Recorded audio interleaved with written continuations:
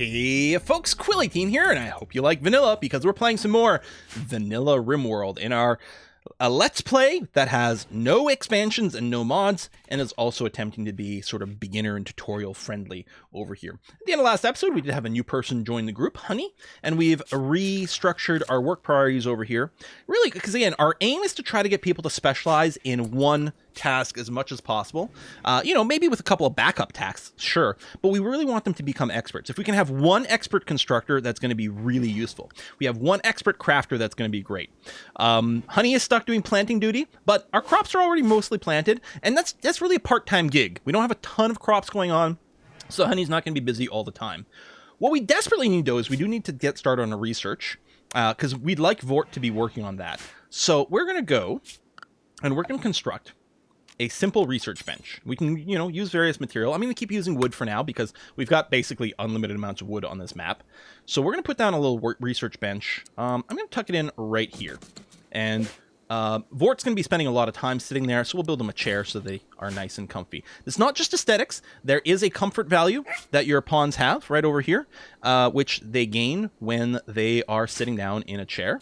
And it does actually contribute to a positive mood over here, so quite comfortable with Fob. Or if you recall, Fob is neurotic, very neurotic, in fact. So it's that much more important that we keep Fob happy. That's going to be a big priority because they're much more likely to snap more often. We got ugly environments. We'll see about fixing more of that. We'll put down some more flooring in here. It'll help keep things cleaner, prettier. It's really not a bad idea, actually. Yeah, that's quite tempting. Oh, yeah, Honey's a night owl. So, yeah, night owl at night. They're very happy about that. Oh, they might have brought some simple meals with them. Interesting. Okay. And then just on a bit of a wander. Yeah, Honey, yeah, you don't have anything craft. We're going to make sure we get a production table of some kind. Ooh, I just hit the mic. So that Honey can work. Not much of a reason to get a tailoring bench right now. We don't have any material to make clothing out of. Although if we keep hunting, then we will get plenty of leather that we can use to make some leather clothing. Or if we grow some cotton, then we'll also be able to make clothing out of that. The smelter will let us smelt slag chunks. What's an example of that? We had some kicking around. Slag chunks over here, which actually we could also haul to our dumping stockpile. These can be smelted down into some more steel. There's a couple of things you can do at the smelter, but it's not going to be terribly important for us right now. Really, I think the only practical thing for a crafter to be doing at this point is at the stone cutting table over here. Stone cutting table will take these stone chunks here and cut them down into blocks that we can use to make walls and whatnot. So really, I would like the stone cutter's table to be near our stockpile of stone. We could put it outside. If we do that, you'll see you get a warning. If you work outdoors, or if you work in a place with a bad temperature, so a place that's generally too cold, or I guess too hot as well, people will work slowly. That doesn't sound very appealing. Maybe what I'll do is I'll tuck it in here. And what we'll do is we'll just build a little room here for our stone worker to work in. There you go. We'll do a little something like that. You'll find me often when I want to build something, I'll often just click another one on the screen and then click build copy. Much faster for me than to find it in here. Of course, you can always type your search, but the chairs are under furniture, but it takes more clicks. So I like to just see one, click build copy, which is actually the O hotkey, which is usually what I use, and do that. So we can make them a little room here. It's not going to be very big, but maybe we can make it pretty. And then, Honey will be happy. You'll definitely need some light. So we'll put a little light bulb in there for you. And yeah, you'll work indoors. And what we can do is I'm going to put another stockpile out here. Stockpile zone. I'm going to make a stockpile right out here. And you know what? We'll rename. I don't usually rename my zones, but I'm going to call this one the block zone. And I'm going to clear everything. I'm going to make this the preferred stockpile for stone blocks. So when we get the stone cutter's table up, they're going to take these stone chunks, and we're going to chop them into blocks that we can use to build walls and things. And they're going to get stored outside, because blocks, they don't need to be indoors. They're perfectly happy outdoors. And that will make it, Honey won't have to walk very far. Now, eventually, Honey will do some more serious crafting. Tailoring, smithing, that sort of thing. But we don't have that much to set up right now. Although, Honey literally has nothing to do right now, because she literally doesn't. I guess I'll put a priority 4 construction here. Super low priority. She's not even very good at it. You know what? Rather than waste maybe steel or things on the bench, I'm going to prioritize working on the wall. If you waste some wood, it's not the end of the world. But yeah, I'll give you a super low priority construction job to keep you busy right now. I might even explicitly turn it off later. But yeah, try to do a little something with your time, with your evening. But yeah, we had a party, and that was good. Everyone who attended the party now has a mood boost. Attended party. Hey, that's great. It was also boosted their recreation skill, which is nice to see. Tap tap tap tap tap tap tap tap tap tap tap tap tap tap tap tap tap. I wonder if we're gonna have to extend our power lines. Probably. No, I think this lamp will reach there. Although I suppose I can just, you know, do this or something just to be sure. Power lines only cost 1 piece of steel each and take basically no work to do. But I'm betting it, yeah, it already does reach. But I'll do that anyway. It'll feel better. Honey, can you keep working on just the wooden stuff? I don't want you to waste all this material if you botch the job on the construction table. Now, just like with the butcher table, we have to set up a bill of labor at the stonecutter's table. So we add a bill, and then we say to cut blocks. We can specify a type of block, and that can be handy if you are specifically looking for a particular type of block. This is marble. Marble's very pretty. This is limestone. Limestone and granite are the hardest rocks. So in order of hardness, it goes granite, limestone, sandstone, slate, marble, I think. I think marble's the softest. Granite and limestone are both really, really hard.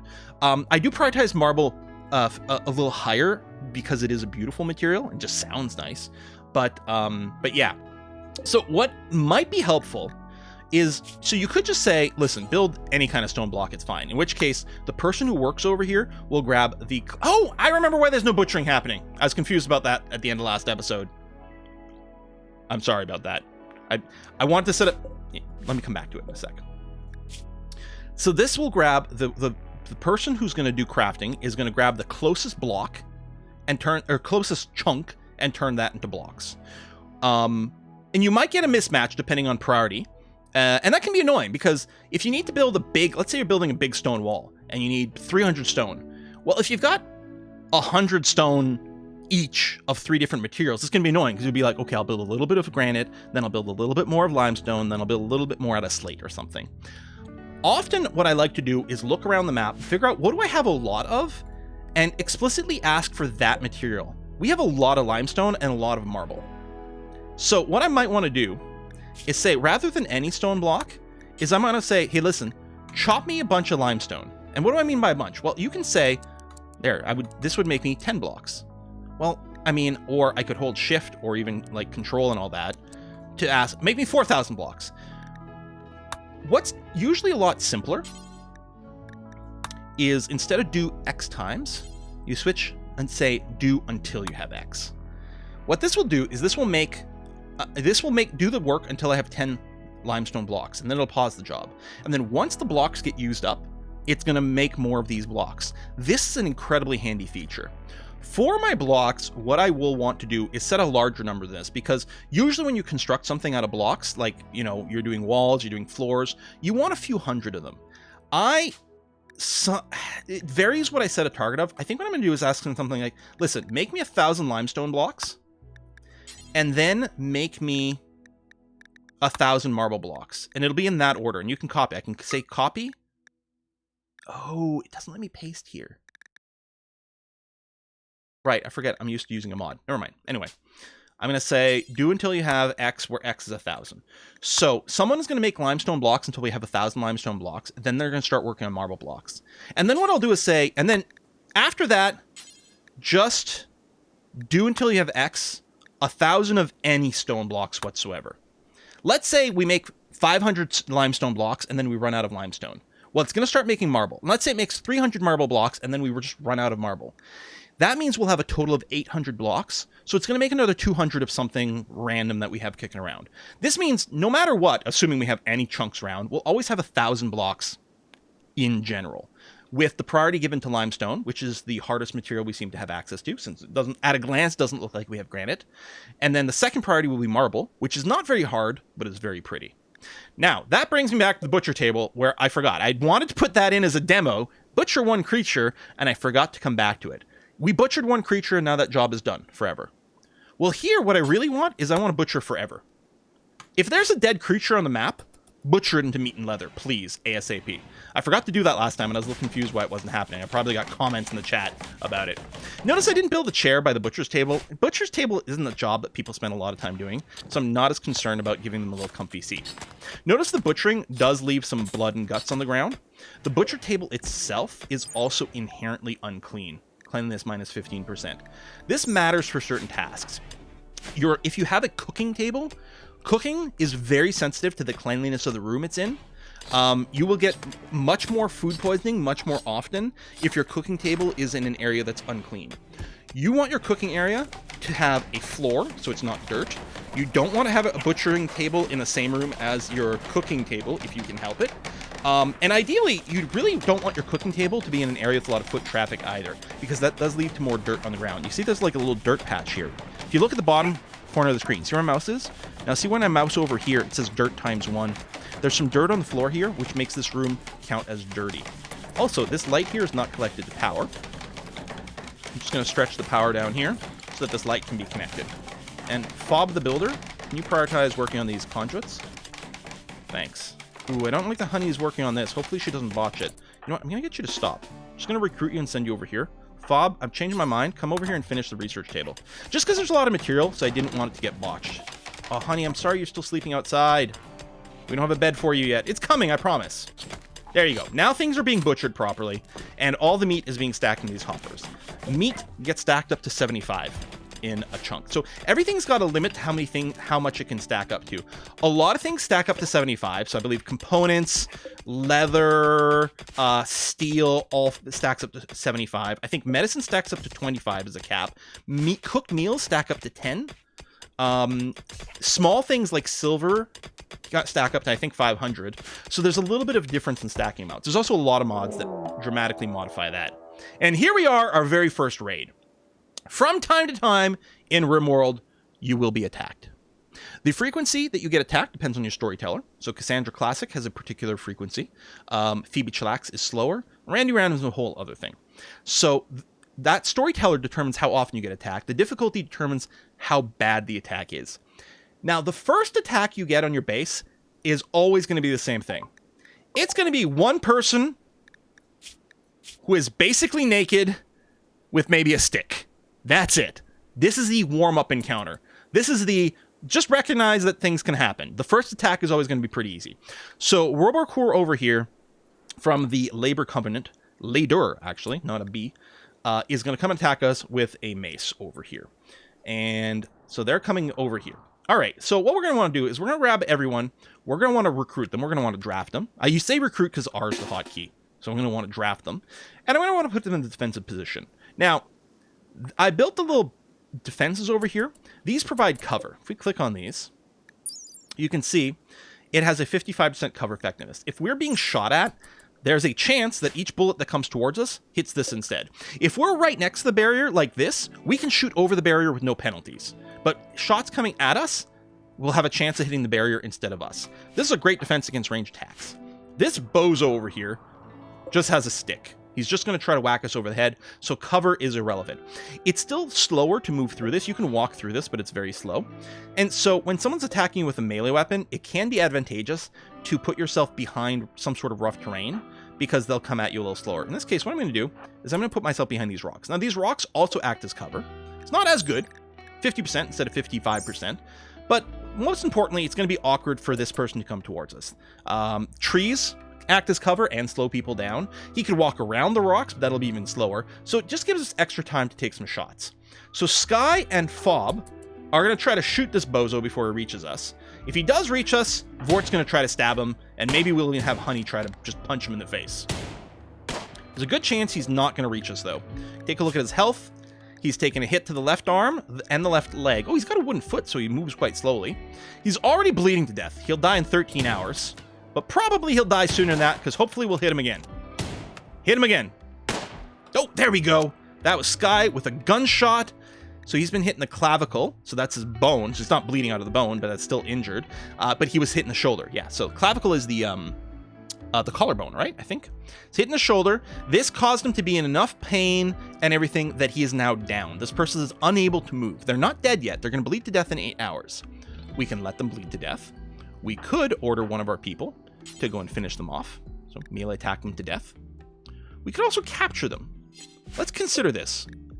Robo, okay, has no major permanent injuries. It has injuries based on what we cause. Does have a wooden foot, so they will move slower. What are their biology? Well, they're a fast learner. They're misogynist. Don't love that. Our entire group, we have 4 women, and this person's a misogynist. That's not a good combination. They're Iron Will. Here's the thing. Iron Will is amazing. Minus 18% mental break threshold. This person will almost never go on a mental break. And they learn stuff fast. Now, they only have passion for shooting and melee. And they can't dumb labor. So that's annoying.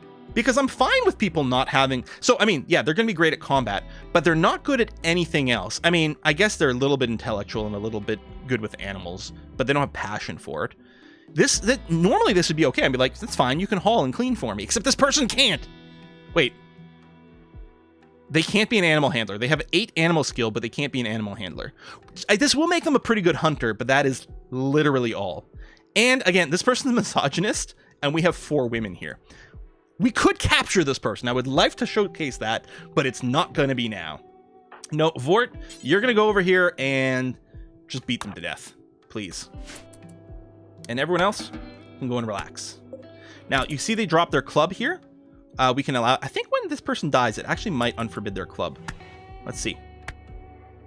No, it didn't. So I will unforbid this club, so that can get hauled to the stockpile. But what I'm going to do is I'm going to tell Honey...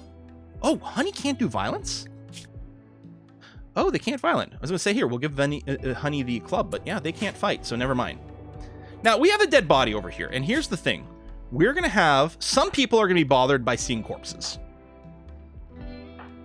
It's not yet, because it just happened. Ooh, Honey's very hungry. There will be debuffs to seeing corpses, especially if the body starts to rot.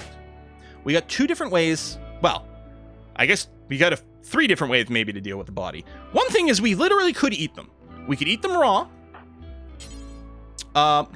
Tell some to consume. They will also do that if they're desperate enough. We could also butcher them. Now, there's lots of jokes about RimWorld with, like, you know, butchering people, taking organs out of prisoners, having human leather hats, all those sorts of things. Generally speaking, it's not actually the course you want to pursue, because your people will be very unhappy if you butcher, and especially if they're forced to eat human beings. But some of your pawns will be psychopaths and sadists and cannibals, and maybe they don't mind as much. Or maybe you just want to go down that route. However, in general, it's not necessarily going to be a winner. The other way to get rid of a body is we could cremate them. One of the things we can produce is we can build a crematorium, and we can cremate them. It takes a fair amount of material to build. It takes electricity to use, although we can turn it off when we don't need it. Early on, I don't usually bother doing this immediately. Instead, what I'm going to do is just dig a quick little grave. So under miscellaneous over here, we could have sarcophagus, but I'm just going to dig a grave in the ground. It takes no material. Here, I'll do it right over here. Fob the builder. Oh, you're going to eat your survival meal. I wonder, are people using it? Maybe they're eating survival meals before the nutrient paste. Anyway, I'm going to tell Fob to go ahead and dig a grave. Great. And then I'm going to tell you to prioritize burying this person. Burying is a hauling job, so eventually someone who's got a hauling job will come and bury this person. But I want to do it right away so that we don't see a rotting body sitting around. There you go. And we built a couple extra graves just for the future. We get some herbal medicine that this person was carrying, and then we do have that wooden club, although it's not useful to us right now, because Vort's got a plasteel knife, which is almost certainly going to be better than a wooden club. So we'll just go and store that away for now, and that's going to be all right. I can hear some more digging going on. Oh, even Sky's doing that. Yeah, we need to get these other jobs going on. Oh, actually, hold on. Our research table is up. We do have a little note here. We need a research project, because Vort would love to start their proper job, i.e. research. We have a research table, but we need to give them a job. So the research button over here opens up the research tree. This is everything we can research in the base vanilla game. Mods can add a lot to this. What do we want to research first? Well, in my opinion, it would be probably a good idea to get a battery going on. That way, when the wind isn't blowing, we're not going to run out of power immediately. So it's going to take 400 units of work to research battery, which isn't very much. Other things are a lot more. You can see a bunch of stuff here is grayed out. The reason for that is, well, first of all, sometimes it's prerequisite, so we need smithing before we can do machining. But some things, sorry, are locked. Yeah, so this fabrication and stuff, we need high-tech research benches. So microelectronics will give us access to a high-tech research bench, which will unlock the ability to research other things, which ultimately might also need multi-analyzers, which is something else we can research and build. So all the stuff that's, you know, darker here, this stuff we can research right now. I like the idea of getting a battery right away. We're gonna hit research on that. And then if we look at Vort, as soon as they finish mining this, there we go. They're gonna start doing their research job. And Vort's probably gonna research just forever. So whenever they finish a research, we're going to want to queue something up for them. Well, not queue. I don't think we can queue in vanilla RimWorld, but we're going to want to start a new project whenever they finish one. So Vort, please learn how to make batteries for us so we can have some stable power. That'll be very, very, very, very useful. Honey, yeah, still doesn't have a bed. Listen, Fob the builder. Could you... Oh, we don't have any wood! Well, my bad. Let's chop some trees, please. There you are. I think Sky, as soon as she's done mining this... no, I guess she mines before the grow and everything. Oh, no, I'm confused. It's Honey's on plant cut. Okay, so when Honey wakes up, she should go and cut down some of these trees, which means we'll be able to make a bed for her. Again, I could force someone to wake sooner. Oh, she just got up now. How convenient. So she'll have a bunch of trees. By the time Fob wakes up in the morning, there will be plenty of wood around for her to construct a bed for Honey. And that'll be good, because then Honey doesn't have to sleep on the ground outside anymore. Lovely. Chop at the trees. Chop, chop, chop. Yeah, maybe people eat the survival meals preferentially to the nutrient-based dispenser. That's possible. With some of the mods I use, there's a little bit more control over some of the dietary stuff, so it's possible that I'm spoiled by something like that. I think Honey came on the map with a bunch of simple meals. It's the only explanation for why they keep eating simple meals. Because we haven't created any, and we didn't start with any. So I'm thinking Honey joined us with simple meals in her inventory. And yeah, we're getting a little bit of power fluctuation because it's not windy right now. So oftentimes I get batteries first. What the heck was all that noise? Some sort of critter. Oh, I'm betting something's being attacked by like a wolf or something. That might have been wild boars. We did have a pack of wild boars. But yeah, the animals do attack each other. Oh, there's a little bit of blood over here. These are boomalopes. They're very interesting. I'll let you figure out what they do. Yeah, I don't know. Oh, there's a bunch more survival meals out here too. They're eventually going to get hauled into the base. Sometimes what I like to do is for a little bit, I like to set everyone to super high haul priority. Just to get everything in and then maybe reset. Although, honestly, I don't know if I mind, like, setting it quite high here. Well, Fob's hauling when there's no construction. Right now, there's no construction. So Fob's going to do a bunch of hauling right now, and that's good. Although, I guess they're hauling mostly all this steel that I mined earlier. I think that was the last of the mining designations right now, so... Oh, no, there's a little bit more here. So Sky's just going to go and mine this last little bit. But then after that, we should get caught up. All right. Battery research is happening. You can see the progress bar ticking away. Now, you do want to have batteries not exposed to the rain. Rain plus battery equals bad. Which means you can put batteries indoors, although they're very ugly, and sometimes they go zut. They just have a power glitch, and they burst into flames. So having them indoors for that can be very dangerous, especially if your buildings are made out of wood. Like these. Oh, sorry. I was a little harsh on my voice there. One of the things I like to do with the batteries early on, like later on I like to make maybe a little utility shed made out of steel or stone. But what you can do is you can add extra roofs. So by default, when you make a room, your constructor will roof a room. But you can also go and designate a build roof area. You can see all of this goes automatically flagged as a build roof area by our walls. But I can say something like, listen, let's build a little overhang over here where our roof overhangs. So Fob's going to go build a little roof here. And it says can't construct over the tree, but I was going to say, I think it's just going to chop the tree. There we go. So this area here is going to get roofed. And you'll be able to tell from the shadow. And what we can do is we can put some batteries under here, so they're going to be protected from the rain, so that they won't explode as soon as they get wet. And if they do explode from a random electrical discharge, it's not going to be quite as dangerous. Now, before the next big raid comes, we might want to wall ourselves off. Oh, see, there we go. It was an alpaca that got killed. If we check the health, yeah, a warg attacked the alpaca and killed it. Well, it's not rotten yet, so I'm going to go and allow this. So one of our people will go and butcher this alpaca. There you go. Thanks, honey. more meat. We've got 200 units of food sitting around here. Actually, nearly 300 now. We only have 3 meals, but we can keep generating meals from nutrient paste. So it does look like people will preferentially eat the survival meals over nutrient paste. I think if we had cooked meals, even simple meals, they would eat that first. But I guess they really do wait until the last minute for nutrient paste, which makes sense because they will get a negative mood thing. I could forbid these meals. If I do this and hit F, which is the allow hotkey, so no one's allowed to eat these survival meals right now. Maybe I'll just save those and force them to start on the paste. We have a trader. Okay. Who's our best chatter? So if you click this, what it does is it sorts by their skill. So Honey actually has her best social skill.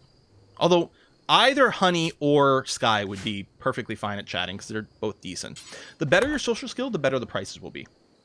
So with a trader that comes visit you like this, you can trade anything that's in any of your stockpiles. So I could sell the last 2 survival meals, for example, for some money. I do have some money. I have nearly 1,000 silver here.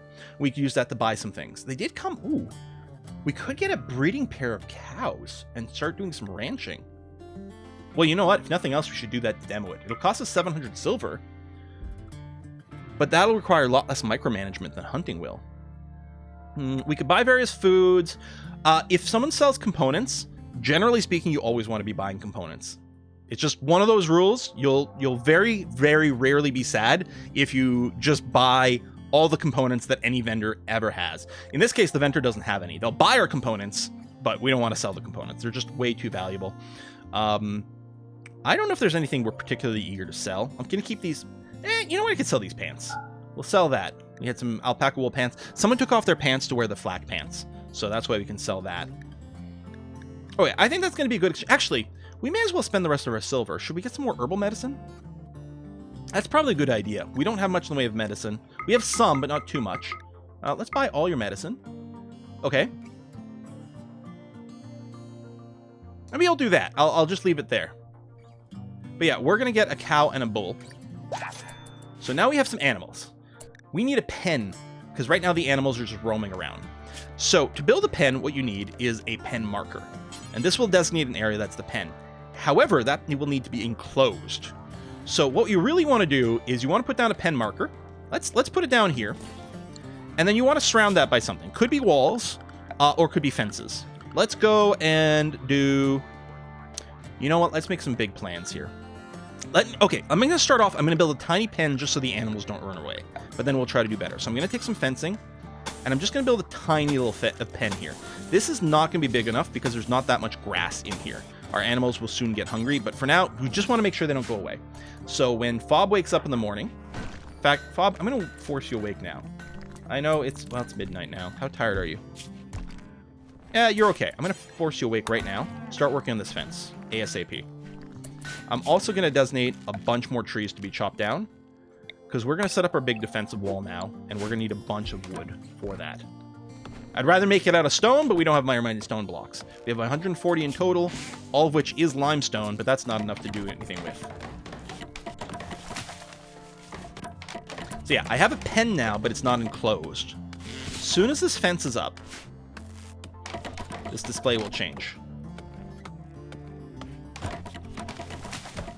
And there we go. Fob's just going to go and finish that. Perfect. So now if I click here, you can see this area is enclosed. It tells us how much nutrition we have in this area and how much of it is going to be eaten. Well, it doesn't tell us how much nutrition we have in here. It tells us how much is growing per day and how much is consumed. These 2 cows, the cow and the bull, will almost certainly eat more than gets produced in a day, but they'll have a little bit of buffer for now. It's going to be okay to get started. What's going to happen is anyone who's got animal handling turned on, which is Honey, will go... If I reset you... Oh, you're going to eat your food. Sure. But then after that...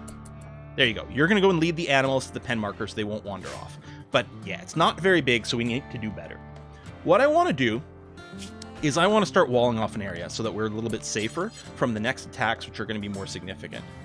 So I'm going to go and build a wall like this. I'm going to wall off a fairly large area here. Now, the nice thing about wooden walls is, A, again, we have basically an infinite amount of wood, and B, it builds very quickly. Now, I could build here, but that's going to take as much material, basically, as doing this. And this way, we do get to enclose the rich soil within our giant walled area. And then we'll go and do this. Overshot a little bit. Now, we are going to need to be able to get in and out of this area. So I'm going to put a door there. We'll put a door here. And there. I mean, diagonals are fine, but I like to fill them in. Oh, and let's have another wooden door right there. Okay. So yeah, we're going to need lots of wood and a fair amount of construction. But again, wooden walls go up very, very, very fast. So Fob should be very busy putting up these walls. You currently... Oh, you're finishing a hauling job, but as soon as you do that... Hey, we finished batteries. We're going to queue up some new research here. Devil Strand is excellent material for making some much better clothes. We might want to get that up as soon as possible. That's a good idea. Smithing leads to machining, which leads to the ability to make your own guns, which is great. Geothermal power gives you lots of power. We could consider solar panels as a complement to our wind turbines for more constant power. Obviously, it doesn't work at night, but between having one wind turbine, one solar panel, and a couple of batteries, we'd be set for a good long time. And then, yeah, if we rush to microelectronics, it'll open up a lot more stuff for us, including a high-tech research bench, which works faster than the regular one. But yeah, if we go through machining, we could work our way to gun turrets over here. And then we could have some little mini turrets that just sit and fire at enemies automatically as they come. That can be really useful. So there's a lot of really good stuff to consider. Since I don't have a planter, I'm not going to worry about Devil Strand yet.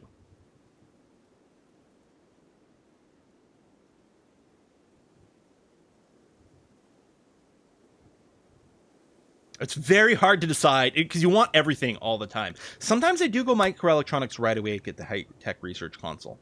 But I think in this case, I'm going to go and unlock some smithing first. It's a lot much cheaper. Between smithing and machining, we'll get to do a lot more fun stuff. So let's do that. More things to show off. That's going to be okay. All right, Fob, what are you doing? There you go. Carrying wood. Perfect. And then what we can do is once we get all these walls up, what I could do is just put like maybe a fence across here, and the entire top half of this could just be a big animal pen. Wouldn't that be lovely? Oh, but I also need to build batteries. So under power, I'm going to get a battery, and I'm going to put it right here. And I'm going to make sure... Oh, Fob's asleep because we woke him up early, or woke her up early. I'll let her take a little tiny nap here. Refresh the rest, and we'll try to, you know, a little morning nap. I call that good enough. And then you can go back to the regular schedule, maybe. Build the batteries, and then you're pretty hungry. She'll go and eat as soon as she's done this forced battery building job. But there you go. So what's going to happen is as we have excess power, it's going to get stored up in the battery here. And then if we don't have enough power to run everything, it will discharge from the battery. And then what you want to do is from time to time, you want to look at your power load. Do you need to add more power generation, more power storage? What's the deal? But this is going to be, right now, we don't have a lot of things drawing power. Unless we go through a very long period of no wind, I don't think we'll ever have another power brownout. Oh, these people left me a gift of 67 silver. How kind of them. Thank you very much. You gave me some of my money back. All right, I'll take it. Fob is just relaxing over here. You want those walls up. Also, I just realized I'm going to shrink this stockpile zone because right now it includes this door, which is bad because it's keeping this door open. And actually, let's make this room a little prettier. I'll put a little more flooring. I'll keep using wooden floor right now because I don't really have much of anything else going on. But we'll want this room to be at least not ugly so that whoever's working at making the stone blocks will get some positive buff. Hey, our cow's pregnant right away. Lovely. So what do you do with these animals? Well, once they're here, any animal you have, you can butcher. You can also release them to the wild, but you can butcher the animals for meat. The cows will also generate milk. So this cow over here is nearly full of milk, at which point when it hits 100%, someone assigned to animal handling will go and milk the cow, giving us some milk that we can use to, like, we can cook meals with it, or we can put it in the nutrient paste dispenser. So it's going to be a constant supply of that. But the other thing is, as the cow population grows, we can butcher them for meat and for leather. Now, we can automate this. There's this auto slaughter function over here where we can put in targets. I'm going to say something like, listen, I want 2 bulls around. We really only need 1 bull, but we'll keep 2 around so we have a spare. And we'll keep up to, I don't know, like 5 females. Or, maybe we'll want lots. Maybe we'll want up to 10 females. By default, it will not butcher pregnant animals, and it won't butcher bonded ones. We could also put limited on the youth, but really the adults is fine. So we'll have a full herd that is going to have potentially 12 adults and then, a bunch of youngins. We might need to bring this number down, but whenever we hit this max, it'll automatically flag the oldest thing in that category that is over the limit. It'll flag the oldest thing to be butchered. So we'll just keep culling them from time to time, and we'll have a constant supply of meat in without having to always be out doing some hunting. We might still need to do some hunting, especially early on, to get us some extra meat. Hell, or if not, extra leather. That's a possibility. But yeah, I think that's going to be quite swell. If we check our pen, yeah, right now these 2 cows consume nearly 2 nutrition per day, and we're barely making half a nutrition per day. So eventually they will eat all the grass in this area and start starving. But that's why I want to get them a huge pen set up over here. There's other things you can do. You plant various crops. You can grow hay as well and just feed them the hay, which can be quite handy. Hey, it's raining. Hey! So people don't like being out in the rain, soaking wet over here, but tough. And yeah, I could have built less wall if I'd done this, but I wanted to enclose all the steel here for some mining. There we go. Walls are going up. And what we'll want to do at some point is we will want to plan a defensive area.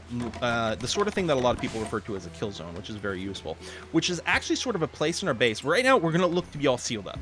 We're going to set up an area that's explicitly going to be open for people to attack us, but that's where we're going to put all their defenses. So it'll funnel all of our area enemies in one spot. Part of this is a natural space here, but I definitely don't want to fight near the danger zone and have this wall accidentally exploded. So maybe we'll end up building it over here. So this area here, what we might do is just leave this door open as an invite for people to come in. But we'll build an extra set of walls, put some barricades in here, so bad guys will want to come in this way where we'll be waiting to kill them. We could set up traps, we might be able to set automated turrets and things like that as well. All kinds of things we can do in the long term to keep us protected. For now, really, all we're going to do is keep powering on the research. There's nothing much we could do. It does take a while before you can get some proper gun research. Flak vests, making sure everyone's wearing a flak vest is pretty good for survival. Flak vests and helmets go a long way to making your pawns a lot tougher to kill. You can see there's already some milk on the ground. Someone at some point will go and pick that up. Don't want any sour milk. Right now we're happy about all the wood chopping, so that Fob the Builder can continue to do that, although currently she is playing horseshoes. I'll go ahead and unlock this. Now, we should see, yeah, 8 nutrient paste. You can see here, nutrient paste is disgusting. No one likes it. -4 moodlet.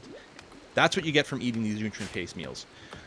So the nutrient paste dispenser takes a fair amount of material and requires power, but the fact that you don't need to have someone spend a bunch of time cooking is really handy.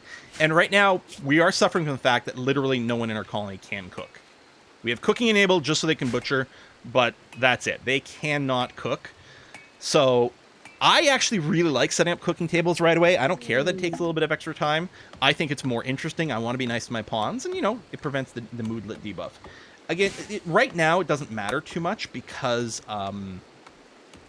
they have so many positive moodlets from low expectations and whatnot. The -4 from the nutrient paste isn't a problem. But long term, it does become quite problematic, and so you want to move away from the nutrient paste dispenser when you can, which for us mostly will mean someone with a cooking skill. One of the things you can do in your pen as well is you can put an auto cut rule. If you click this, it'll automatically cut trees in the pen, because trees do get in the way of growing grass. I don't always like to do it because it cuts down the trees instantly the second they pop up, even before they can give you any wood. So usually, if the pen's big enough, I don't care about auto chopping down the trees, and I'd rather use the chop tree command over here so that it only selects trees that can actually give you some material, which is going to be okay.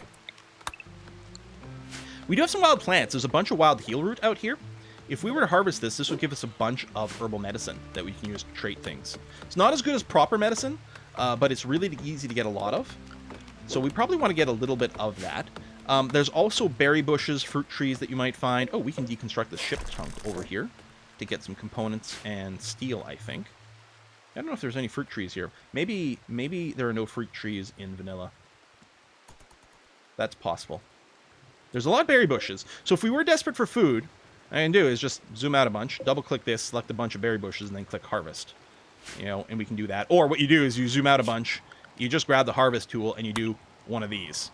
And it'll pick all the heal root and all the berry bushes and give you some food input there. That's another way to get some. Obviously, it doesn't work as well in tundra or desert, but... Oh, we finished smithing. So now we can make knives and stuff. We'll go to machining next, so we can look at some more construction stuff. But let's go and put down a smithing table. So under production, we'll do an electric smithy. I'll go and tuck it in the corner over here. I don't think we'll need a chair, because I don't think there'll be people working there too often. But yeah, we'll get that built. Take a little bit of time away from building our walls, but that's okay. We could tame these alpacas for a source of wool. But you know what? I'm happy with our cows. We'll get a source of leather and milk. We could just hunt these alpacas. But we're good on meat. We've got enough over here. And yeah, the cows do give us a constant supply of milk. So even if we don't butcher them, the cows give us some food stuff. Which can be great. Now, what is Fob working on? Probably still the walls. There are slightly sub-priorities in construction, but mostly they pick based on what's near them and if something's partially done. So as soon as any wood gets delivered here, so this has all the wood it needs, this is a higher priority job from anything where the resources have not been delivered yet. As a result, Fob's going to keep working on this wall until she's done, basically, because she's going to keep delivering wood and keep sort of progressing it. She's probably going to do that before the smithing, unless I just force it. You know what? And let's go ahead and do that. Well, Fob did want some recreation. But let's go ahead and force Fob to finish the electric smithy, so we can look at what we can queue over here. So, what can we do? Again, we want to add a bill. We can see we can make simple helmets here. Well, that sounds like an excellent idea. I'm going to set up a job to make a simple helmet. And what I'm going to do, I would like everyone to be wearing a helmet. And right now, Fob is the only one with a helmet. Oh, I have the option turned off to show hats over here. This here, hats shown only on game map. If I turn this off, it'll show headgear up top, which can be more useful to keep track of the headgear. Sometimes I like to not have that because it's cool to see their hair. But let's do that. So I can see that we have one person with any hat and 3 without. It'd be very good for everyone to be wearing a helmet. So what I could do is I could set up the job here to make 3 helmets. The other thing I can do is I can say do until you have X. I'm going to set that to 1. What this means is there's always going to be 1 helmet in our storage stockpile. That way, if anyone doesn't have a helmet, there's going to be a helmet sitting around waiting for them. That's where I want to do. But here's the thing. Clothing, well, lots of things decay over time. If we take a look at Fob over here and look at their gear, Fob's helmet, which is a plasteel flak helmet. This is a really good helmet, way better than the simple helmet we're going to be constructing. But it's at 99% quality, and these flak pants are at 98, and even the button-down shirt has lost some hit points over time. Clothing decays over time, and decays very quickly if it gets damaged in battle. Once the percentage hit points of a piece of gear goes below 50%, it's considered tattered, and people are unhappy wearing tattered apparel. One of the things you can do to have your people not wear tattered apparel is in their outfit rules. You can say, listen, you're not allowed to wear anything that's got less than 50% hit points. In fact, I tend to like to add a little bit of a buffer. I'll say you're not allowed to wear anything that's got less than 55% hit points. So once something gets decayed down 54%, they'll take it off and leave it on the ground. And then we could sell it or burn it or something like that. So that way, our people will only wear stuff that's in good condition. Now, depending on how much clothing you've got, that might be bad because it might mean they're going to have to run around naked. So you may have to let them wear tattered clothing for a while just so that they're not unhappy that their, bits are sticking out. The helmet's the same way. If there's a helmet in our stockpile that's at like 1% hit point, right? It's basically just full of holes. It'll still count as a helmet that exists when we don't want to count it. So in this job, I'm going to set up only count things that have, say, 80% hit points. If we don't have a helmet in our stockpile that at least still has 80% of its hit points, it doesn't count. So this will ensure there's always going to be a helmet in our stockpile with at least 80% hit points. And I like that. You'll see me do that sort of thing quite often. And there are other mods to do this in other ways, for, 1 per colonist and stuff like that. But generally speaking, this is good. Just make sure there's a helmet. There's always going to be a helmet around. Now, that's assuming someone's got a crafting job. So who's our crafter again? Honey. Again, Honey's is also responsible for growing and plant cutting right now. So she's actually still going to be busy with that because I think, actually, she might have caught up on all her trees. Oh, there we go. She's making a simple helmet right now. Perfect. Wonderful. And is all our walls up? Not quite. But we do have enough wood, so Fob is going for a walk, but we'll finish up the walls because we got plenty of material. So there we go. we're nice and secure. What we do need to do is we do need to pop open the pen. I could do that as soon as the walls are up. I could pop open this pen, and it would still be enclosed within these walls. The cows might eat my plants over here. What I can do, because I was talking about putting a fence across here and having the top part count as a pen. The other thing I can do is I can just put a fence around my crops to prevent the cows from getting in there. Either way would be a good solution, but I think I like the idea of limiting the cows on one area. So I'm going to let these walls here finish, and then what I'm going to do is I'm going to build a fence like so. Now, I want the wall to finish before the fob starts on the fence. So I'm going to double click here to select all the unbuilt fence. And I'm just going to hit allow here. I'm going to forbid this fence. So get the little red X's. So they're not actually allowed to work on this project. But this is a good way to sort of pre-plan some stuff. You put your things down and then you just forbid them. You could do it as a box select as well, right? Because I can allow... oh no, I guess I can't do that. That would be a mod that I have that lets you box allow in an area. Oh well, that's fine. But double clicking to select all still works. So I'm gonna let Fob finish all these walls, and then once she's done all the walls, I will allow construction of these fence bits again. And then once that's done, I will deconstruct this, and we'll have a nice ranching area up over here. Eventually, I will want to farm this rich soil, so I'm probably going to want a fence around it so that the animals can't get in here and eat my crops that are on the rich soil, but that's going to be a later problem. Folks, we're going to put a cut in here. I'm losing my voice a little bit, so I should stop. Thanks a lot for watching. I'll see you next time. Bye-bye.